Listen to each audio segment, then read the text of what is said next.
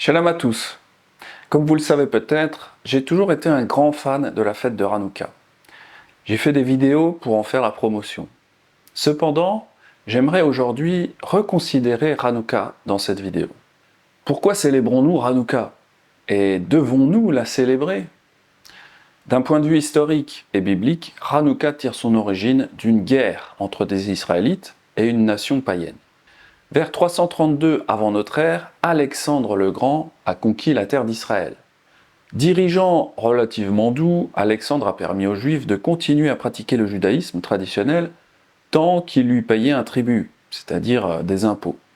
Nous pouvons voir la trace d'Alexandre dans le livre de Daniel. Le bouc, c'est le roi de Javan.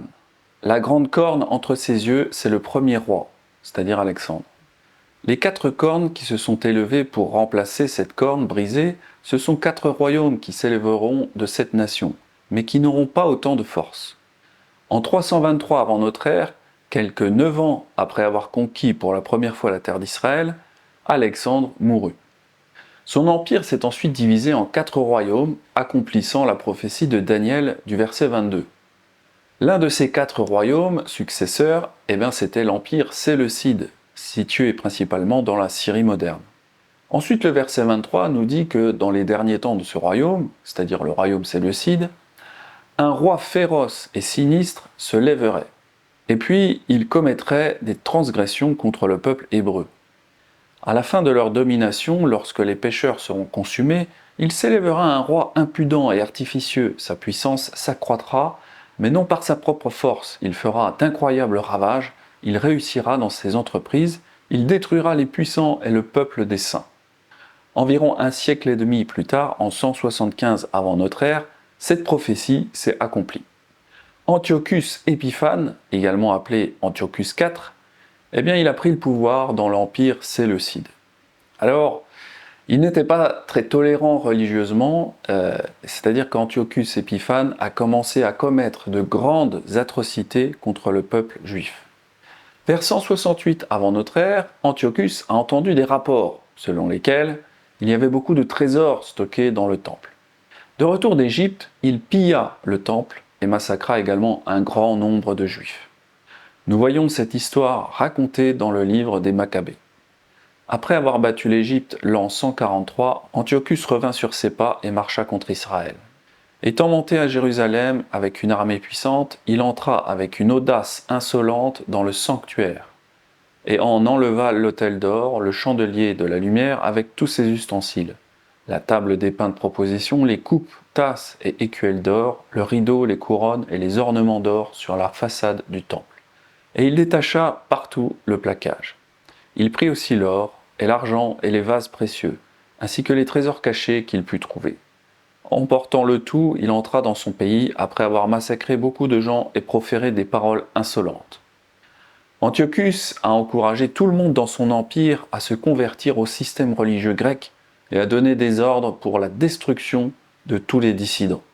Le roi Antiochus publia un édit dans tout son royaume pour que tous ne fissent plus qu'un seul peuple et que chacun abandonnât sa loi particulière.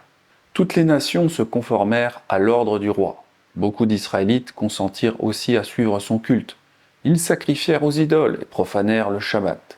Le roi envoya des lettres par des messagers à Jérusalem et aux autres villes de Juda, leur ordonnant de suivre les coutumes des étrangers au pays, de faire cesser dans le temple les holocaustes, les sacrifices et les libations, de profaner les Shabbats et les fêtes, de souiller le sanctuaire et les saints, de construire des autels, des bois sacrés et des temples d'idoles, et d'offrir en sacrifice des pourceaux et d'autres animaux impurs, de laisser leurs enfants mâles incirconcis, de se souiller eux-mêmes par toutes sortes d'impuretés et de profanations, de manière à leur faire oublier la loi et à en changer toutes les prescriptions. Et quiconque n'obéirait pas aux ordres du roi Antiochus serait puni de mort. Entre ces incitations au culte grec et les sanctions pour le culte de Yahweh, Antiochus a largement réussi à amener de nombreuses personnes à abandonner la Torah. Telles sont les lettres qu'il publia dans tout son royaume, et il établit des surveillants sur tout le peuple. Il commanda aussi aux villes de Juda d'offrir des sacrifices dans chaque ville. Beaucoup de Juifs, tous ceux qui abandonnaient la loi, se rallièrent aux Syriens. Ils pratiquèrent le mal dans le pays, et réduisirent les Israélites fidèles à se réfugier dans des cachettes, dans toutes sortes de retraites. Après avoir courtisé ceux qui n'avaient pas de zèle pour la Torah et persécuté les disciples de Yahweh, Antiochus ordonna qu'une statue de Zeus soit érigée dans le temple, et il ordonna de sacrifier des cochons sur l'autel. Le 15e jour du mois de Kislev, l'an 145, ils construisirent l'abomination de la désolation sur l'autel des holocaustes. Ils construisirent aussi des autels dans les villes de Juda alentour. Ils brûlaient de l'encens aux portes des maisons et sur les places. S'ils trouvaient quelque part des livres de la loi, ils les brûlaient après les avoir déchirés. Celui chez qui un livre de l'Alliance était trouvé et quiconque montrait de l'attachement à la loi était mis à mort en vertu de l'édit du roi. C'est avec cette violence qu'il traitait Israël, exécutant dans les villes un jour de chaque mois ceux qui étaient surpris en contravention. Le 25 du mois, ils offraient un sacrifice sur l'autel qui avait été construit sur l'autel des holocaustes. La situation est vite devenue désespérée. Les mères qui circoncisaient leurs enfants étaient mis à mort avec leurs enfants. On mettait aussi à mort, selon l'édit, les femmes qui avaient fait circoncire leurs enfants, en suspendant les enfants à leur cou. On pillait leurs maisons et l'on tuait ceux qui avaient pratiqué l'opération. Cependant, beaucoup d'Israélites résistèrent courageusement et prirent la ferme résolution de ne rien manger d'impur. Ils préférèrent mourir plutôt que de se souiller par la nourriture et de profaner la Sainte Alliance, et ils moururent.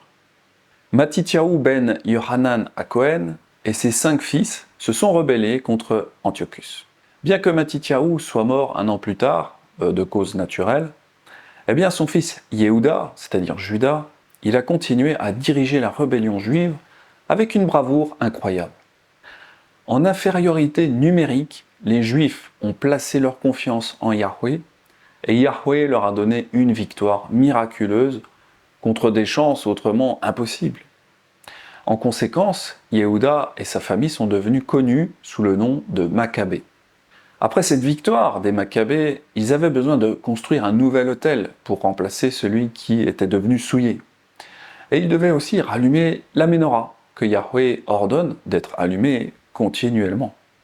Yahweh parla à Moshe et dit « Ordonne aux enfants d'Israël de t'apporter pour la menorah de l'huile pure d'olive concassée, afin d'entretenir les lampes continuellement. » Traditionnellement, il faut 8 jours pour presser et raffiner l'huile pour la menorah. Alors que le Talmud nous dit qu'il y avait beaucoup d'huile à l'intérieur du temple, il affirme que les forces d'Antiochus en avaient souillé la majeure partie, de sorte qu'il n'y avait de l'huile sainte pour allumer la menorah, mais uniquement pendant une journée. Pourtant, Yahweh l'a miraculeusement fait brûler pendant 8 jours. Quelle est la raison de Hanouka? Car nos rabbins ont enseigné, le 25 qui se lève, commencent les jours de Hanouka, qui sont 8, au cours desquels des lamentations sur les morts et le jeûne sont interdits. Car lorsque les Grecs sont entrés dans le temple, ils ont souillé toutes les huiles qui s'y trouvaient. Et lorsque la dynastie hasmonéenne, c'est-à-dire maccabéenne, a prévalu contre eux et les a vaincus, ils ont fait des recherches et n'ont trouvé qu'une seule cruche d'huile qui reposait avec le sceau du souverain sacrificateur, mais qui contenait suffisamment pour l'éclairage d'un jour seulement. Pourtant un miracle s'y fit, et ils allumèrent la lampe avec cela pendant 8 jours. L'année suivante, ces jours furent renommés fêtes, avec le récit du Hallel et action de grâce. Alors, Yahweh a évidemment le pouvoir de faire des miracles. Mais le Talmud, qui a été écrit 400 ou 700 ans après la guerre, prétend que ce prétendu miracle est la raison de Hanouka. Pourtant, ce prétendu miracle n'est pas enregistré dans le livre des Maccabées, qui a été écrit peu après la guerre. Au contraire, le livre des Maccabées dit seulement que les Juifs ont nettoyé le temple, construit un nouvel autel et rallumé la menorah. Aucun miracle où la menorah aurait éclairé pendant 8 jours n'est enregistré dans ce livre. Et ils prirent des pierres brutes, selon la loi, et construisirent un autel nouveau sur le modèle de l'ancien. Ils rebâtirent le sanctuaire ainsi que l'intérieur du temple, et ils sanctifièrent les parvis. Ils confectionnèrent de nouveaux ustensiles sacrés, remplacèrent dans le temple le chandelier, c'est-à-dire la menorah, l'autel des parfums et la table. Ils firent fumer l'encens sur l'autel, allumèrent les lampes du chandelier et ils éclairaient dans le temple. Ils placèrent des pains sur la table et suspendirent les ouales. Si l'équivalent d'une journée d'huile avait vraiment brûlé pendant 8 jours, il semble probable que le livre des Maccabées l'aurait enregistré. Au lieu de cela, le livre des Maccabées nous dit seulement que la cérémonie de reconsécration, c'est-à-dire la dédicace, c'est-à-dire Hanouka en hébreu, eh bien, cette dédicace a duré 8 jours, et que Yehuda Maccabée a ordonné au peuple de célébrer cette fête chaque année. Ils célébrèrent la dédicace de l'autel pendant 8 jours, et ils offrirent des holocaustes avec joie et des sacrifices d'action de grâce et de louange. Ils ornèrent la façade du temple de couronnes et d'écussons, et réparèrent les entrées du temple et les chambres, et leur mirent des portes. Il y eut parmi le peuple une très grande joie, et l'opprobre infligé par les nations fut ôté. Yehuda, d'accord avec ses frères et toute l'assemblée d'Israël, établit que les jours de la dédicace de l'autel seraient célébrés en leur temps chaque année pendant 8 jours, à partir du 25 qui se lève, avec joie et allégresse. Alors, la question qu'on peut se poser, c'est que penser des fêtes et des observances créées par l'homme, telles que Hanouka ou alors Purim. Comme pour la fête de Noël et la fête de Pâques païenne, la première chose que nous devrions admettre, c'est que ces jours de fête ne sont pas commandés par Yahweh. Ils sont en fait commandés par des hommes. Pourtant, Yahweh nous avertit très clairement de ne rien ajouter à ces commandements afin que nous puissions vivre. Maintenant, Israël, écoute les lois et les ordonnances que je vous enseigne. Mettez-les en pratique afin que vous viviez et que vous entriez en possession du pays que vous donne Yahweh, l'Élohim de vos pères. Vous n'ajouterez rien à ce que je vous prescris, et vous n'en retrancherez rien. Mais vous observerez les commandements de Yahweh, votre Elohim, tels que je vous les prescris. Alors il est clair que Yahweh ne nous a pas ordonné d'observer Hanouka, ou alors Purim. Les hommes l'ont fait. Alors, pour diverses raisons, l'Écriture indique que les hommes veulent souvent inventer leur propre jour de fête. Mais que cela n'a jamais été vraiment très agréable à Yahweh. Même lorsque ces jours de fête sont prévus et destinés à l'honorer. Et Aaron vit le veau et bâtit un autel devant lui. Et Aaron cria et dit « Demain, il y aura une fête en l'honneur de Yahweh !»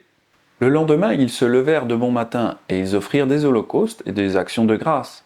Le peuple s'assit pour manger et pour boire, puis ils se levèrent pour se divertir. Dans ce passage très connu d'Exode, Aaron et le peuple ont voulu créer une fête en l'honneur de Yahweh. Mais apparemment, Yahweh n'a pas du tout apprécié cette gentille attention. Au contraire, Yahweh frappa le peuple, car ils avaient fait un veau de fonte pour faire une fête en l'honneur de Yahweh. Alors il y a des petites fêtes en hiver, c'est très courant parmi les nations païennes, et donc il y a beaucoup de ces fêtes qui ont été apportées à l'intérieur de l'église avec des bougies. Alors, il y en a beaucoup, mais il s'agit notamment de la fête de l'Avent. Donc la fête de l'Avent, c'est 4 semaines avant Noël, et cela consiste à allumer une bougie chaque dimanche jusqu'à Noël. Alors ensuite, il y a aussi la Saint-Nicolas, qui se passe le 6 décembre. Alors, c'est pas observé partout en France, donc peut-être vous ne connaissez pas, mais c'est surtout célébré dans l'est de la France. Il y a également la Sainte-Lucie, qui se passe le 13 décembre, qui est surtout observée dans les pays scandinaves. Lucie est un prénom venant du mot latin lux, lucis, désignant la lumière. Alors il existe également un festival à Lyon, appelé Fête des Lumières, le 8 décembre, qui s'appuie sur la fête de l'Immaculée Conception, ou encore la fête de la Vierge Marie. Bref, vous voyez qu'il y a beaucoup de fêtes liées à la lumière durant l'hiver. Et Hanouka entre un petit peu dans cette catégorie. Moi de même, ayant vécu plus de 30 années dans les fêtes païennes, j'aimais ces fêtes où l'on allume des bougies. Alors Noël est aussi une fête où la lumière joue un rôle fondamental. Vous avez les guirlandes sur l'arbre vert, vous avez les bougies qu'on allume traditionnellement. Il était donc naturel pour moi d'être attiré par Hanouka, qui consiste à allumer une bougie tous les soirs pendant 8 jours. Pourtant, alors qu'il semble naturel pour les hommes de vouloir célébrer la lumière dans les ténèbres de l'hiver, Yahweh nous dit de n'ajouter aucune de ces fêtes païennes, de la lumière, à son calendrier. Lorsque Yahweh ton Elohim aura exterminé les nations que tu vas chasser devant toi, lorsque tu les auras chassées et que tu te seras établi dans leur pays, garde-toi de te laisser prendre au piège en les imitant après qu'elles auront été détruites devant toi. Garde-toi de t'informer de leur Dieu et de dire « Comment ces nations servaient-elles leur Dieu ? Moi aussi je vais faire de même. » Tu n'agiras pas ainsi à l'égard de Yahweh ton Elohim, car elles servaient leur Dieu en faisant toutes les abominations qui sont odieuses à Yahweh. Et même, elles brûlaient au feu leurs fils et leurs filles en l'honneur de leur Dieu. Vous observerez et vous mettrez en pratique toutes les choses que je vous ordonne. Vous n'y ajouterez rien, et vous n'en retrancherez rien. Alors, Yahweh a en effet donné une victoire miraculeuse aux Juifs dans leur guerre contre Antiochus Épiphane et les Séleucides. Et rien ne pourra jamais enlever cela. Pourtant, il y a eu de nombreuses autres victoires miraculeuses dans l'histoire d'Israël, comme lorsque Yahweh a abattu le mur à Jéricho, dans Josué 6. Vous avez aussi la victoire miraculeuse de Gédéon sur les Madianites, dans Juge 7. Et puis vous avez le massacre des Philistins par Samson, dans le livre des Juges, au chapitre 16. Et bien d'autres victoires miraculeuses encore. Cependant, ce n'est pas pour autant que nous devons ajouter des jours de fête au calendrier de Yahweh à cause de ces autres miracles. Mais alors, pourquoi devrions-nous ajouter au calendrier de Yahweh parce qu'il a donné une victoire contre Antiochus Épiphane ou à cause d'un prétendu miracle avec de l'huile? Vous savez, si nous devions faire une nouvelle fête à chaque fois que Yahweh a fait un miracle, je pense qu'il y aurait des fêtes tous les jours de l'année. Alors, il y a un contre-argument pour Hanouka. Ceux qui préconisent de célébrer Hanouka notent que Yeshua était à Jérusalem au moment de Hanouka, ici appelée la fête de la dédicace. On célébrait à Jérusalem la fête de la dédicace. C'était l'hiver, et Yeshua se promenait dans le temple, sous le portique de Salomon. Cependant, nous devons faire attention de noter qu'il n'est pas dit que Yeshua célébrait la fête de la dédicace. Il est juste dit qu'il était à Jérusalem à ce moment-là. Et ce n'est pas la même chose que de célébrer ou de monter à Jérusalem pour Hanouka. Yeshua aurait pu être là pour bien d'autres raisons, mais la plus évidente était qu'il était à Jérusalem pour continuer son ministère, à savoir de prêcher que le royaume des cieux était proche. Dès ce moment, Yeshua commença à prêcher et à dire « Repentez-vous, car le royaume des cieux est proche ». Les personnes qui prônent Hanouka nous disent que Hanouka est traditionnellement célébré en allumant des bougies, des lampes à huile ou d'autres lumières. Et que c'est durant cette même période générale, pendant la fête de Hanouka, que Yeshua nous a dit qu'il était la lumière du monde. Yeshua leur parla de nouveau et dit « Je suis la lumière du monde. Celui qui me suit ne marchera pas dans les ténèbres, mais il aura la lumière de la vie. » Yeshua dit aussi la même chose dans Jean chapitre 9. « Pendant que je suis dans le monde, je suis la lumière du monde. » Pourtant, aucun de ces passages ne prouve que Yeshua a célébré ou approuvé Hanouka. D'ailleurs, nous pourrions imaginer tout à fait le contraire, c'est-à-dire que Yeshua disait à ceux qui montaient pour la fête de se tourner vers lui, plutôt que de se tourner vers une Hanouka. Si cette fête consiste dans le fait de regarder la lumière d'un chandelier à 8 branches, Yeshua par contre dira que c'est lui la lumière du monde. On peut facilement imaginer sa réaction. « Eh oh, c'est moi, la lumière que vous devez regarder. C'est moi, Yeshua, votre Messie. Allô, y a quelqu'un ?» Mais elles sont hypnotisées ou quoi? C'est moi, la lumière du monde, pas ces bougies des fêtes païennes. Nous pourrions comparer cela avec ces paroles à la femme au puits, où Yeshua lui a dit qu'il pouvait lui donner des eaux vives. Pourtant, le but n'était pas de célébrer les eaux ou le puits, mais lui. Yeshua lui répondit « Quiconque boit de cette eau aura encore soif, mais celui qui boira de l'eau que je lui donnerai n'aura jamais soif. Et l'eau que je lui donnerai deviendra en lui une source d'eau qui jaillira jusque dans la vie éternelle. » Alors, pourquoi les gens célèbrent Hanouka? Eh bien, les rabbins enseignent à travers le Talmud que c'est parce qu'il y a eu ce miracle de l'huile de 8 jours dont le livre des Maccabées ne témoigne pas. Quelle est la raison de Hanouka? Car nos rabbins ont enseigné, le 25 qui se lève commencent les jours de Hanouka, qui sont 8, au cours desquels des lamentations sur les morts et le jeûne sont interdits. Car lorsque les Grecs sont entrés dans le temple, ils ont souillé toutes les huiles qui s'y trouvaient.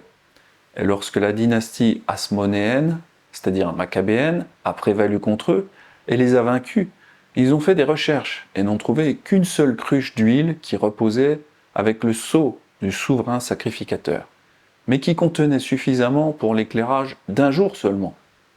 Pourtant un miracle s'y fit, et ils allumèrent la lampe avec cela pendant 8 jours. L'année suivante, ces jours furent renommés fêtes, avec le récit du Hallel et action de grâce.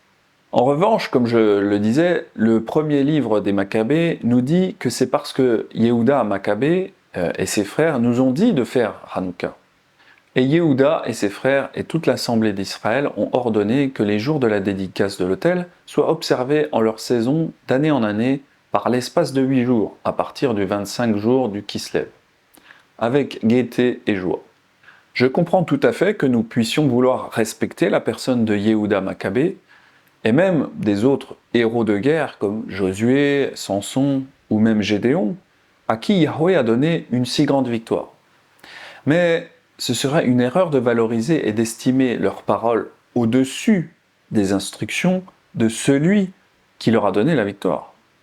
Et finalement, c'est de cela dont il est question quand nous devons décider si oui ou non nous pouvons faire les fêtes non bibliques. Nous acceptons tous la Torah de Moshe. Mais est-ce Moshe qui a décidé des lois et des commandements? Eh bien non, c'est Yahweh qui lui a donné ces commandements. Quand Moshe a ordonné les fêtes, nous voyons que c'est Yahweh qui a donné l'ordre et que Moshe n'était que le messager finalement. Yahweh parla à Moshe et dit: parle aux enfants d'Israël et tu leur diras: les fêtes de Yahweh que vous publierez seront de saintes convocations. Voici quelles sont mes fêtes. Pour les autres fêtes, comme Purim ou Hanouka, nous ne voyons pas le nom de Yahweh. C'est d'ailleurs une des grandes caractéristiques du livre d'Esther. Le nom de Yahweh n'y est jamais écrit. Mardoché écrivit ces choses, et il envoya des lettres à tous les Juifs qui étaient dans toutes les provinces du roi Assuérus, au près et au loin. Il leur prescrivait de célébrer chaque année le 14e jour et le 15e jour du mois d'Adar. Vous savez, c'est un peu comme le jeu qu'on connaît tous, ce fameux jeu Jacadie. Alors je vous rappelle la règle de Jacadie. Je vais dire des phrases, et si ma phrase commence par Jacadie, alors on doit faire ce que j'ai dit. Mais si je dis une phrase qui ne commence pas par Jacadie, alors on ne doit absolument pas faire ce que j'ai dit. Jacadie a dit: lève tes 2 bras. Baisse tes bras. Je n'ai pas dit Jacadie.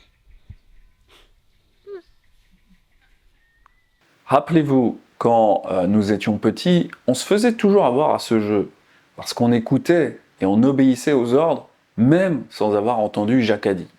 Aujourd'hui, c'est un peu pareil pour le spirituel. Nous écoutons les hommes, ou même des femmes, mais sans nous inquiéter de savoir si c'est Yahweh qui l'a dit. Nous écoutons parfois les rabbins qui prennent l'autorité de Moshe, mais qui ne parlent pas au nom de Yahweh. Ils parlent en leur propre nom. Et cela fait une très grande différence. Vous savez, ce n'est pas parce qu'un homme a fait de grandes choses pour Elohim, remporté des batailles miraculeuses, que nous devons l'écouter. Regardez l'exemple de Gédéon. Il a remporté une bataille contre les Madianites. Ils étaient 300 et ils ont battu une grande multitude de Madianites. Enfin, tout ça pour dire que sa victoire a été un miracle. Malgré tout, cela n'a pas empêché Gédéon de chuter plus tard, ainsi que tout Israël, car il avait fait un éphod avec le butin des Madianites et des Ishmaélites. Gédéon en fit un éphod, et il le plaça dans sa ville à Ophra, où il devint l'objet des prostitutions de tout Israël, et il fut un piège pour Gédéon et pour sa maison. Vous savez, un homme, ça reste un homme, malgré ses grandes victoires. Mais quant à nous, nous devrions rester comme des enfants purs quand nous faisons les commandements. Avons-nous entendu dire « Yahweh a dit » de faire?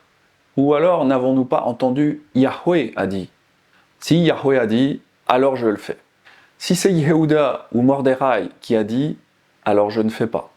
Aussi grands et célèbres et admirables que soient ces hommes, eh bien, ils ne sont pas Elohim. Si Yahweh ne nous a pas dit de faire Purim ou Hanouka, alors nous ne devrions pas écouter Yehuda et ses frères, ni même écouter Esther ou Mardoché, car ils ne sont pas Yahweh Elohim. Je profite de cette vidéo pour vous demander pardon à tous et à toutes d'avoir fait la promotion de ces fêtes dans le passé. Je veux aujourd'hui corriger cela et vous informer qu'on devrait faire uniquement ce que Yahweh commande. Pas plus, pas moins. Cet enseignement est une traduction du cours Hanouka Reconsidered de Norman Willis. Quant à moi, je vous dis à très très vite pour de futurs enseignements nazaréens. C'était Benjamin. Un grand shalom. Jacques a dit, lève ton bras. Jacques a dit, lève ta jambe. Lève tes deux bras. C'est très bien.